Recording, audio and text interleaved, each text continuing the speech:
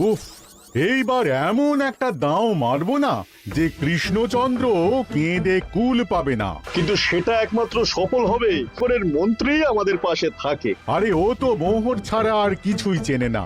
ওকে খবর দিয়েছি এক্ষুনি এলো বলে।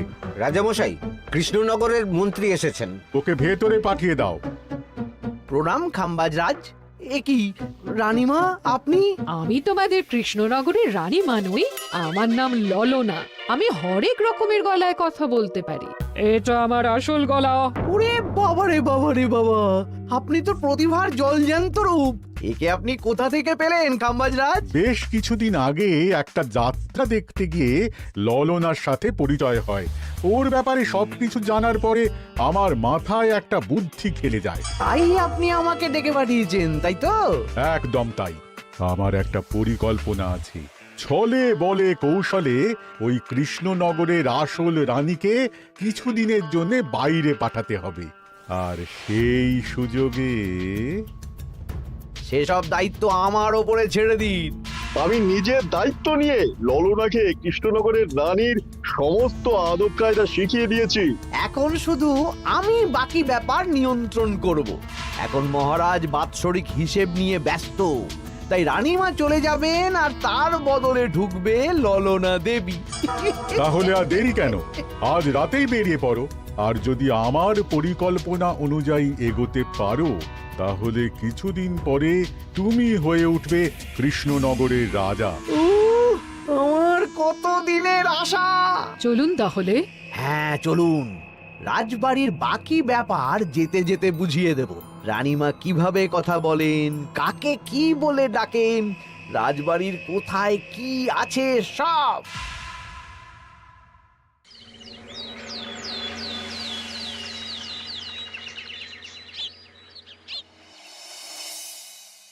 কি গো গিন্নি, জ্বরটা নেমেছে? এই জ্বরটা কমেছে, কিন্তু শরীরটা খুব দুর্বল গো। তুমি পারলে ভাতটা রান্না করে রাজবাড়ি যাও। আমি বেলার দিকে এই কিছু একটা তরকারি করব। না না গিন্নি, তোমাকে এই শরীরে রান্না করতে হবে না। আমি তরকারির সবজি কুটে রাখছি। হ্যাঁ, ওই পুটির মাকে বলে রাখবো, ও এসে রান্না করে দেবে। তাহলে তো ভালোই হয়। জ্বরে একেবারে শরীরটা দুর্বল করে দিয়েছে গো। হ্যাঁ, তুমি বিশ্রাম নাও গিন্নি, আমি রান্নাঘরে যাই। কি গোপাল আজকে এখনো এলো না? ও কোনোদিন সময় এসেছে মহারাজ? ওকে তাড়িয়ে আপনি একটা কাককে রাজসভায় রাখলেও সে সময়ে আসবে। আসলে গোপালের গিন্নির খুব জ্বর, আমি দেখে এসেছি। তাই হয়তো ওর গিন্নির সেবা শুশ্রূষা করতে গিয়ে গোপালের দেরি হচ্ছে। তোমাকে আর গোপালের হয়ে কাসুন্দি গাইতে হবে না। এই তোমরা থামো তো। একটু দেরি হয়ে গেল মহারাজ। আসলে গিন্নির খুব জ্বর, তাই কিছুটা রান্না করে এলাম। আচ্ছা আচ্ছা আচ্ছা, তা এখন তোমার গিন্নির শরীর কেমন আছে? আগের থেকে ভালো আছে মহারাজ, জ্বরটা কমেছে, কিন্তু শরীর খুব দুর্বল। বেশ বেশ, একটু যত্নআত্তি করো। যাই হোক, আজকে সারা বছরের খরচের হিসেব আর আগামী অর্থনৈতিক বছরের প্রকল্প নিয়ে আলোচনা হবে। আলোচনা শুরু করা হোক। বিগত অর্থনৈতিক বছরে বিভিন্ন খাতে মোট খরচ হয়েছে 15,700 মোহর, আর বিভিন্ন কর বাবদ উপার্জন হয়েছে 22,000 মোহর। তাহলে তো মহারাজ ভালোই লাভ হয়েছে। এবার আমাদের দিকে একটু নয়ন মেলে তাকালেই হয়। সেসব তো দেখবই, কিন্তু তার আগে আমি মন্ত্রীর সাথে বিগত বছরের সব খরচ নিয়ে হিসেবে বসবো। হ্যাঁ, বেশিরভাগ দায়িত্ব তো মন্ত্রী মশাইয়ের কাঁধেই থাকে, তাই উনি কোনো হিসেবে জল দিয়েছেন কিনা সেটাও পরখ করে নেওয়া যাবে। এত কাজের চাপ যাচ্ছে কদিন, শান্তিতে ঘুমোতেও পাচ্ছি না। মন্ত্রী, তুমি আজ বিকেলে রাজবাড়িতে চলে এসো। বিগত অর্থনৈতিক বছরের হিসেবগুলো একবার দুজনে বসে মিলিয়ে নেব। আচ্ছা মহারাজ, যা করার তাড়াতাড়ি করে নিতে হবে। এখন দেরি করলেই এই বছরের প্রকল্পগুলো শুরু করতে দেরি হয়ে যাবে। মহারাজের জয় হোক। বলো প্রহরী, তুমি কি কিছু বলবে? মহারাজ, একজন কালো চাদর মুড়ি দেওয়ার লোক এলেন আর আমার হাতে এই চিঠিটা ধরিয়ে দিয়ে চলে গেলেন। এই গরমে চাদর মুড়ি? অদ্ভুত লোকটা। কি রে বাবা? সর্বনাশ! কি হলো? তোমাদের রানীমার জ্যাঠামশাই খুব অসুস্থ, তাই পরিবারের সবার সাথে দেখা করতে চান। ও মা গো, আজ সভা এখানেই শেষ। এইবার শুরু হবে আসল খেলা। কি বলছেন মহারাজ? হ্যাঁ রানী, আমাকে এক্ষুনি জ্যাঠামশাইয়ের কাছে যাওয়ার বন্দোবস্ত করে দিন মহারাজ। কিন্তু রানী, তোমার জ্যাঠামশাইয়ের বাড়ি কৃষ্ণনগর থেকে ঘোড়ার গাড়িতে গেলেও তো 1.5 দিন সময় লেগে যাবে। এদিকে আমার এত কাজের চাপ। আপনি বরং কয়েকদিন পরে আসুন, আমাকে এক্ষুনি যেতে হবে মহারাজ। বেশ বেশ, আমি তোমার যাওয়ার ব্যবস্থা করছি। সাবধানে যেও রানী, আমি 2-3 দিনের মধ্যেই আসছি।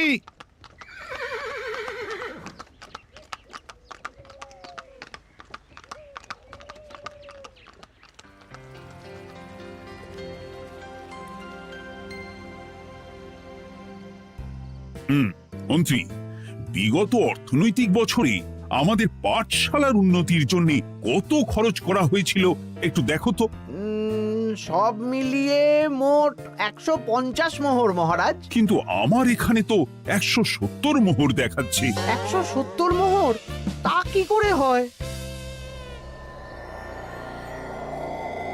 একই রানীমা, আপনি ঘোড়ার গাড়ি করে গেলেন আর হেঁটে চলে এলেন? সে আমার ব্যক্তিগত ব্যাপার, তুমি তোমার কাজ করো।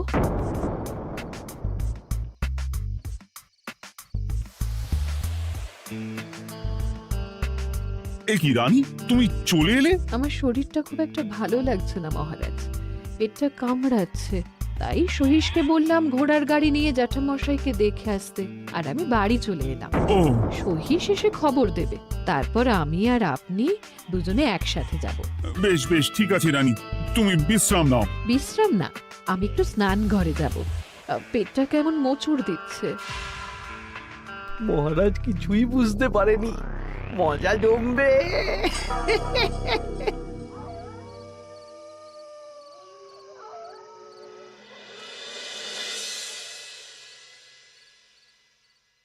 এ কি রানী, তুমি তোমার সব গয়না গাটি বের করছো কেন? আমার আর এই পুরনো নকশার গয়না পছন্দ নয় মহারাজ। ভাবছি কালকে সকালবেলা এই গয়নাগুলো শ্যাকরাকে দিয়ে শহুরে নকশায় নতুন গয়না বানাবো। কিন্তু এগুলো তো তোমার সবই পছন্দের গয়না। কিন্তু মহারাজ, আমি ভেবে দেখলাম এই গয়নাগুলো সবই বড্ড ভারী গয়না। আমি শহুরে আধুনিক নকশার হালকা গয়না পরবো। এমনিতে জ্যাঠামশাইয়ের শরীরটা ভালো নেই, মনটাও ভালো নেই, ও, পেটটা কেমন মোচড় দিচ্ছে। আমি আরেকবার স্নান ঘরে যাব।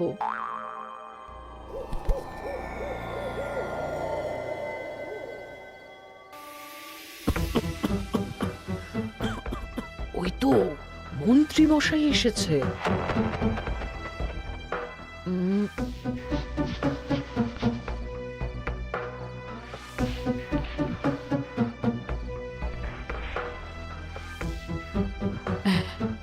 এই রাজ্যে গোপাল আমার শত্রু, কালকে থেকে গোপালকে খাটাবে।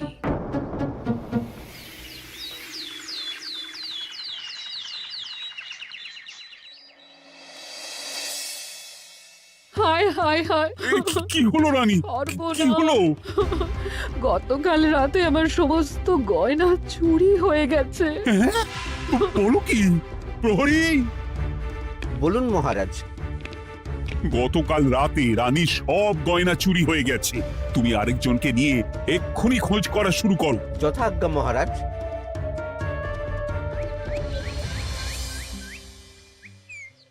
আমার সব গয়না চুরি হয়ে গেল, এবার আমি কি করব? আরে রানী, তুমি কেঁদো না, সেই সকাল থেকে কেঁদেই চলেছো। আমি তো প্রহরীকে খোঁজ করতে পাঠিয়েছি। এই সব প্রহরী কর্মচারী কাউকে বিশ্বাস হয় না আমার। আজ থেকে সবাইকে ছুটি দিয়ে দেব। কি বলছো তুমি? সবাইকে ছুটি দিয়ে দিলে রাজবাড়ির কাজ কে করবে? কেন? আমাদের সবচেয়ে বিশ্বাসযোগ্য সভাসদ গোপাল আজ থেকে রাজবাড়ির সব কাজ গোপাল করবে। কি বলছো? আপনি কি বলতে চাইছেন? গোপাল বিশ্বাসযোগ্য না? হ্যাঁ, গোপাল আমার সবচেয়ে প্রিয়। ওর চেয়ে বিশ্বাসযোগ্য আর কেউ নেই। কিন্তু কোনো কিন্তু না, বলবেন আপনার আদেশ। এক্ষুনি গোপালকে ডেকে পাঠান। যেমন তোমার ইচ্ছে। গোপাল, গতকাল রাতে রানী সব গয়না চুরি হয়ে গেছে, তাও আবার ঘরের ভেতর থেকে। আমি চাই তোমার মতো বিশ্বাসযোগ্য লোকই রাজবাড়ির সমস্ত কাজ করুক। মানেটা ঠিক বুঝতে পারলাম না রানীমা। মানে আমি রাজবাড়ির বেশিরভাগ কর্মচারীকে ছুটি দিয়ে দিচ্ছি, তার বদলে রাজবাড়ির কাজ করবে তুমি। কিন্তু কোনো কিন্তু না। রাজসভার ভাড়ামো অনেক হয়েছে, এবার থেকে তোমার কাজ বাসন মাজা, ঘর মোছা, কাপড় কাচা, পুরো রাজবাড়ি ঝাঁট দিয়ে পরিষ্কার করা। এই সেরেছে। যাও, রান্নাঘর থেকে বাসন নিয়ে পুকুর পাড়ে গিয়ে বাসন মাজবে। এ কি গোপাল, রাজসভা থেকে সোজা পুকুর পাড়ে? এ কি হয়েছে নাকি? খুব হাসি পাচ্ছে না? হাসি তো পাবেই। নতুন রানীমা আসার পরে তোমার এই হাল করে ছেড়ে দিল। নতুন রানীমা? না, আসলে ঘটা বলতে চাইছে রানীমা তোমাকে নতুন চাকরি দিয়ে এই হাল করলো। ও যা হয়েছে ভালো হয়েছে, আমার পেছনে না লেগে নিজের কাজ করুন যান। কোথায় কি বলতে হয় জানিস না নাকি? অভ্যেস নেই তো, তাই মুখ ফসকে বেরিয়ে গেছে।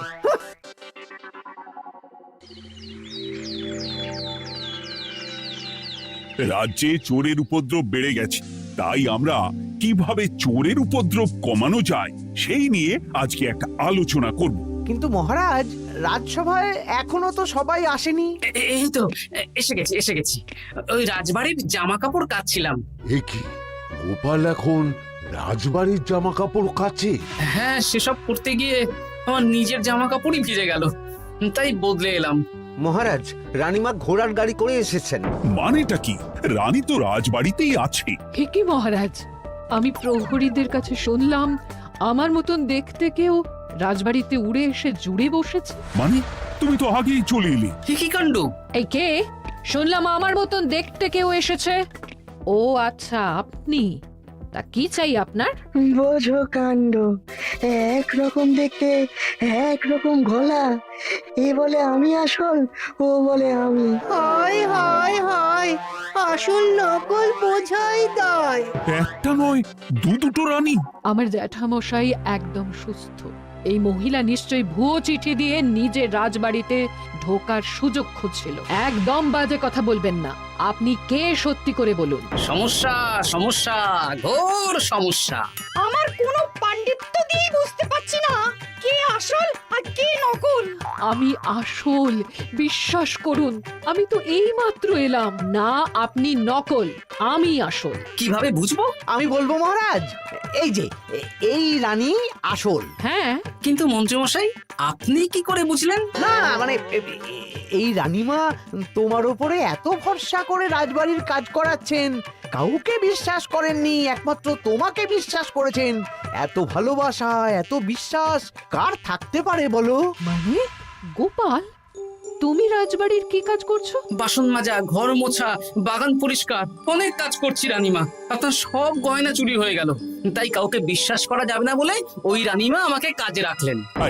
এই ওই বন্ধ করে একটা উপায় বের করো। বেশ বেশ, আমি ধরে নিচ্ছি দুজনেই আসল। তাই আপনাদের দুজনকে আমি পরীক্ষা নেব, দেখব কে উত্তীর্ণ হন। তাই নাও। আপনারা দুজনেই তো সেনাপতিকে চেনেন, বলুন তো সেনাপতির আসল নাম কি? সনাতন সেন। আচ্ছা, আপনাদের বাপের বাড়ি কোথায়? বিজয়গড়। দূর দূর, গড়গড় করে সবই বলে দিচ্ছে। এভাবে হবে না, অন্য কোনো উপায় ভাবো। বেশ, সেনাপতি তলোয়ার দাও তো। দিচ্ছি। এই নিন, এই তলোয়ার দিয়ে মহারাজকে মেরে ফেলুন। আপনাদের মধ্যে কে মারতে চান বলুন। এসব তুমি কি বলছো গোপাল? মহারাজ আমার পতি পরমেশ্বর, ওনাকে আমি মারতে পারি? আমি স্বপ্নেও ভাবতে পারিনি গোপাল তুমি এই জঘন্য কাজ আমাকে করতে বলবে। আমি নিজের প্রাণের আহুতি দিতে পারি, কিন্তু মহারাজের গায়ে একটা আঁচড়ও দিতে পারবো না। উফ, খাম্বাজরাজ বেছে বেছে এক ধুরন্ধর নারীকে পাঠিয়েছেন, কোনো জবাব নেই। আমি বুঝতে পারছি না মহারাজ, এনাদের হাবভাব, কথাবার্তা, রূপ সবই একরকম। তবে যিনি ঘোড়ার গাড়ি চেপে এখন ফিরলেন, তিনি আসল হলেও হতে পারেন। আমি আসল, বিশ্বাস করুন। বললেই হলো? আসল হলে প্রমাণ করুন। বেশ, আজকে আর মাথায় কিছু আসছে না। আমি কাল আসবো। ততক্ষণ আপনারা দুজনে রাজবাড়ির দুটো ঘরে থাকুন। কি ছক মারিতে পড়লাম রে বাবা।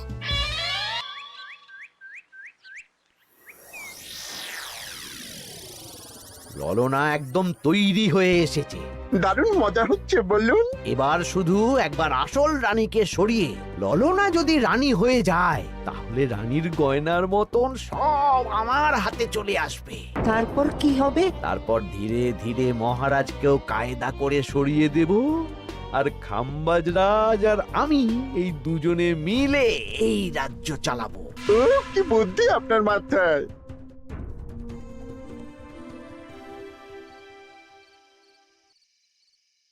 বলছি শোনো না, আমার শাড়িটা একটু ছিঁড়ে গেছে গো। তুমি বাজার থেকে কালকে আমার জন্য একটা শাড়ি নিয়ে আসতে পারবে? হ্যাঁ, আচ্ছা বেশ, নিয়ে আসবো শাড়ি। শাড়ি শাড়ি শাড়ি, এই তো মাথায় বুদ্ধি এসেছে। কাল নয়, আজকেই। গোপাল, তুমি কিছু ভাবতে পারলে? মহারাজ, আপনার দুই রানীকে ডাকুন। আমার তো একটাই রানী। ওই হলো মহারাজ, আসল নকল দুজনকেই ডাকুন। কই গো, একটু বাইরে এসো। বলুন মহারাজ, আপনি যাচ্ছেন? আচ্ছা, আমি দুটো শাড়ি নিয়ে এসেছি, লাল শাড়ি আর নীল শাড়ি।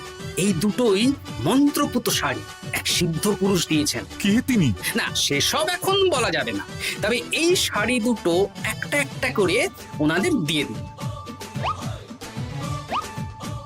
এবার আমি এই শাড়ির বিশেষত্ব বলি। হ্যাঁ বলো গোপাল, বলো।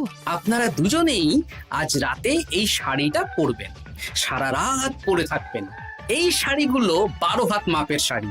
আগামীকাল সূর্যোদয় হওয়ার পরে যার শাড়ি 4 হাত কমবে সেই হবে আসল রানী। আচ্ছা বেশ, তাহলে তোমরা দুজনেই এই শাড়ি পরে থাক। কাল সকাল সকাল রাজসভা বসবে, তখন তোমাদের শাড়ি গোপালের কাছে জমা দিও। আচ্ছা। আমি যে নকল সেটা বুঝতে দেওয়া যাবে না। কি করে এই শাড়িটা 4 হাত কেটে ফেলে ওই দু ফল কাটার ছড়ি কেটে ফেলো। কালকে আবার মজা হবে।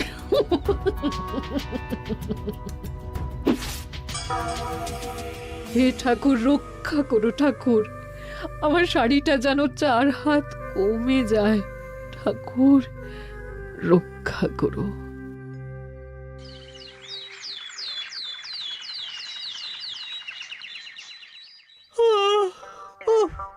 এত সকাল সকাল রাজসভা, দূর, ভালো করে ঘুমটাও হলো না।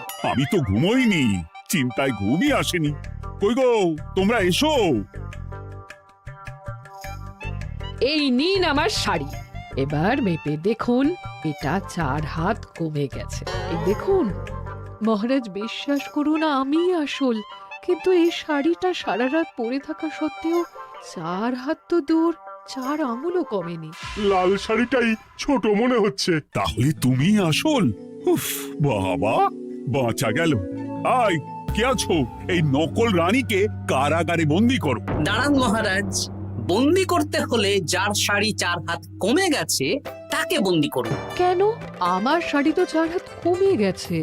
শর্ত অনুযায়ী যে আসল তার শাড়ি তো 4 হাত কমবে না, আপনি ধরা পড়ে গেছেন নতুন রানীমা। এগুলো কোনো মন্ত্রপুত শাড়ি নয়, এগুলো আমার পরিকল্পনার প্যাচ। আপনি নিশ্চয়ই নিজেকে আসল প্রমাণ করার জন্য শাড়িটা কেটেছেন। না মানে, না না না, তাহলে কমলো কি করে? না মানে হয়ে গেল। সত্যি গোপাল, তোমার বুদ্ধির জবাব নেই। গোপাল, তুমি আমাকে বাঁচালে। এই যে নতুন রানীমা, চুপ করে কেন? ওকে আমি কারাগারে গিয়ে বেত মারছি, তাহলেই সব বলবে। বল, কে তুই বল। আসলে মানে আমার নাম ললনা, আমি যাত্রাপালা করি, অনেক রকম গলায় কথা বলতে পারি। কদিন আগে খাম্বাজ রাজ আর এই মন্ত্রী মশাই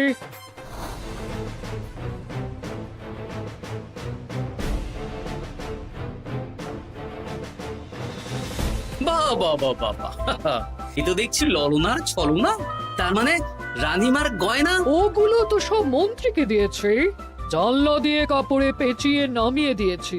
মন্ত্রী, তোমাকে আমি শুলে চড়াবো। ভুল হয়ে গেছে মহারাজ, আমাকে ক্ষমা করুন।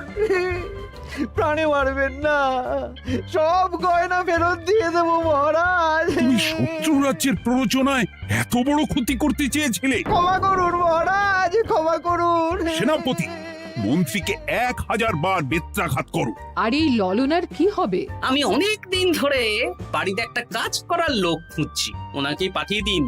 আমার গিন্নি শুয়ে বসে থাকবে আর উনি খাটবেন। নয়, হ্যাঁ, ললনার ছলনা ভেস্তে গেল।